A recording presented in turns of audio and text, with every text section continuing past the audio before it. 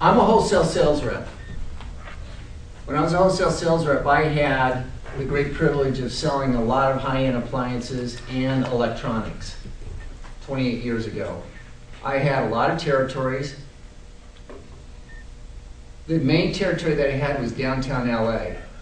And that territory kept getting smaller and smaller and smaller. Once I got to $1,000 a week, 27 years ago, they cut my territory in half. It was really infuriating. So I had to keep opening up new accounts. I got to the point where I opened up every single account that existed that was selling TVs and appliances, consumer electronics. There wasn't another store to open. I had to go out and be adventurous and call in stores that didn't sell appliances and didn't sell electronics. In other words, create stores, like we create Toastmaster clubs. I had to create a store out of nothing, because that was the only way I was ever going to get my pay up. Pretty ridiculous, but that's what the reality is. So I became the sales trainer for all the salespeople in the company in the state of California. And this is the process that I had to train these people. I took them, called on stores that already existed, tried to expand the lines, tried to make some orders, filling in orders. And then at the end of the day, we went out and cold called on stores that we needed to open. And the goal was that we were going to open up one new account every day you cold call, which is 1 day a week, because you had to service all your accounts. So we're going to show how it's going to be a brief 5 to 7, doesn't really take and do service to what the process entails, because it's really about an hour process. So you're not going to get to hear all of the things that took place, but you'll get to hear some things and understand the philosophy behind how you cold call somebody.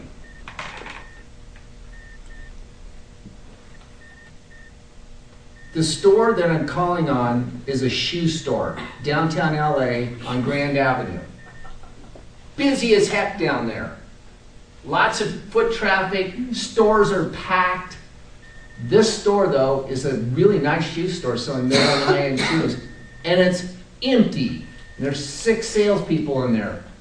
Yet all the other stores around are packed. This store isn't. Yet it looks beautiful. Has wonderful product. Saeed is going to be the store owner. To save time, I've already come into the store, I've asked for the buyer, and they said it was the store owner, and the store owner is who I'm going to be approaching. So that process is going to take place right now. Saeed, come on up, please.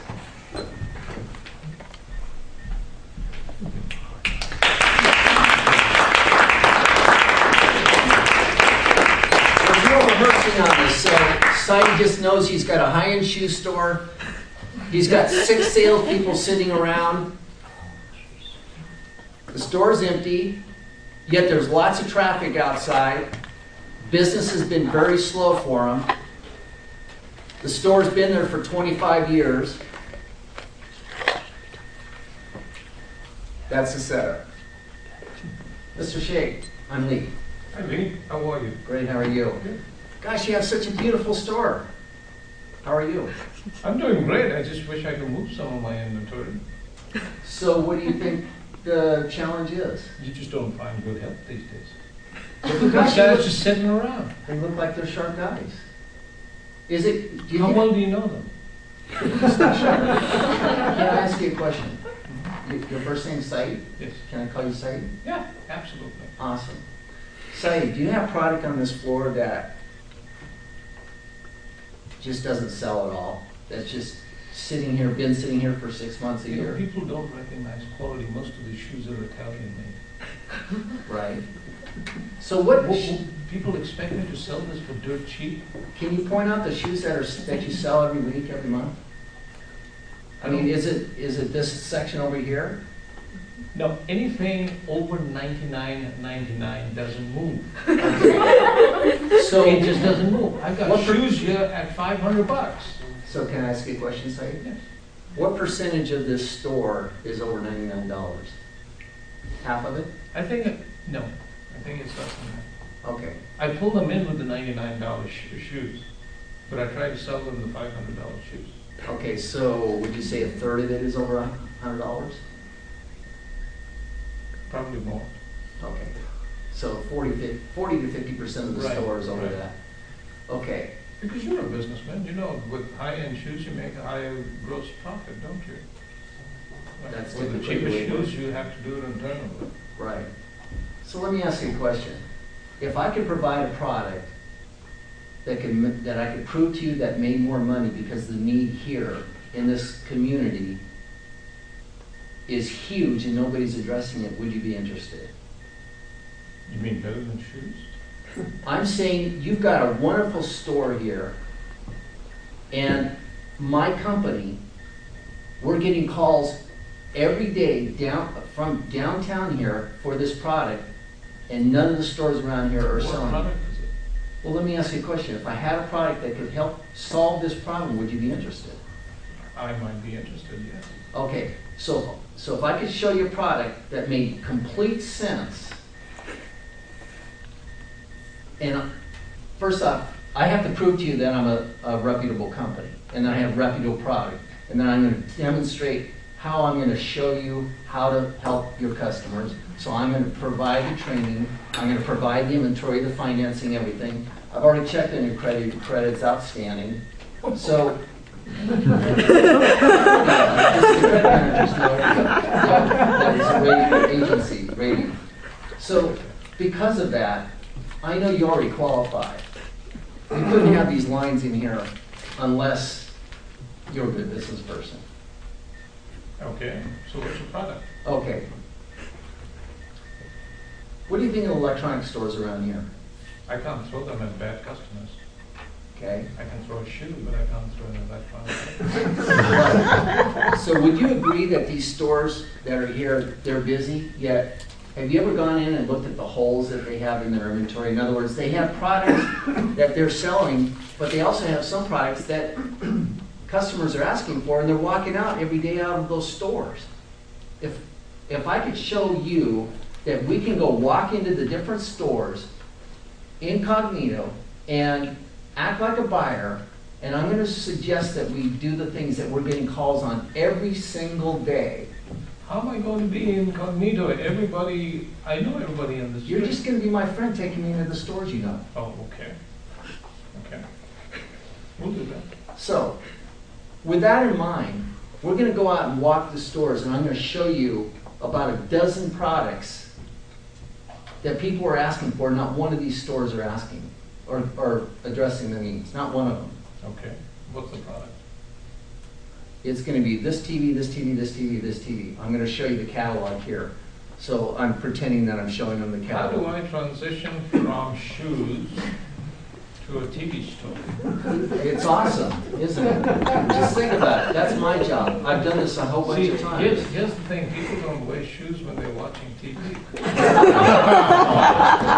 You're right. So maybe I'll change it to a slipper store. There you go. Okay, so you told me earlier that you wanted higher end margin stuff. Right. How many slippers do you have to sell? Well, if I get them in from Italy and Sicily, I could be selling them at $500 a pair of slippers. But you just told me you got a whole bunch of dead These are inventory. shoes. Okay. Would you agree that if I could show you the green cards up here, so if I could show you that there's products out there that the customers are asking for, and I could show you the call logs coming into the company, and show you that there's nobody in the downtown area here that's I'd be addressing interested. it. Yeah, Okay, sure. I just closed them. Yeah, I can't Wow. believe it. I can't either. You're good, Leigh. He's sold. There's no way he isn't sold. That's only the beginning. Wait till he gets into the money. He's sold. So let's discuss this.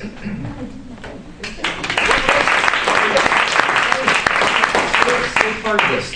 Okay. We got 2 to 3 minutes now of discussion. What questions do you have? One thing I saw that you did is that when he started to wander off, you reminded him, you said, right? Like you sort of reminded him of what he wanted. Have you ever had a situation where where that isn't effective? Where what happens when they just slam the door? What do you do? Every situation is going to be different. Mm-hmm. If you're coming from your heart of wanting to help the person, Mm-hmm. the answers are always going to come. And that's what it's about. If your heart's in the right place and you have the right product, this person has a need. He's been here for 25 years. He has a good reputation, otherwise he'd be out of business. Mm-hmm. And he's selling quality products, hard to get products. His challenge is the market, the demographics have changed. The market's changed. High-end shoes aren't selling. So now he needs to adapt to the marketplace. So it means, how do you think, did you know that Fry's Electronics was a grocery store? I know Randy Fry very well. It's a grocery store? They were a grocery store. His parents had a grocery store. He was a box boy going to school, a bus boy, then a checker, and then he said, Dad, can I have a little section of the store that we have dead product? And he put electronics in there because that's what his hobby was. Wow. And he turned a grocery store into that. Oh. How did he come up with the different themes in all the stores? It's all just a process of listening to the customers. Looking at what you have and always asking, how can I meet the needs of the customers? If your heart's in the right place and you're asking that question, you're always going to come up with a product. The solutions to address the needs of the customers. Barbara. How do you deal with the person, like the owners, feeling like they have expertise in one field, but you're asking them to consider a whole nother field? That's where I have to instill confidence that I know my stuff. And that I'm going to hand walk him, and I'm going to make sure that he knows that his product that I'm going to put in his store, I'm going to be there to unbox it, I'm going to show them how to use it, and I'm going to demonstrate to all their salespeople and show all the salespeople how to use everything. That's the first thing. It doesn't take a long time to learn how to operate a VCR, a TV, a refrigerator. You take it one item at a time, and you build on it. Within 90 days, they can know everything about the product, everything about the competition, so they have 100% confidence that they can kill the competition. The competition, basically, in the world of retail, is incompetent. They really are. You go into stores and they don't know anything. That's true. That's true. A store selling high-end shoes has got professional salespeople. They know how to sell. Yeah. Anyways, to end this, so I don't go over, this store ended up becoming $1 million a year wholesale account within a year. The shoe store that I called out and opened up. And I got married Hey, and lost it. Saeed! Then I got married and lost it all. So, Right. and he made about 33% profits. So he made, you can figure the numbers out. You know, he made a lot of money.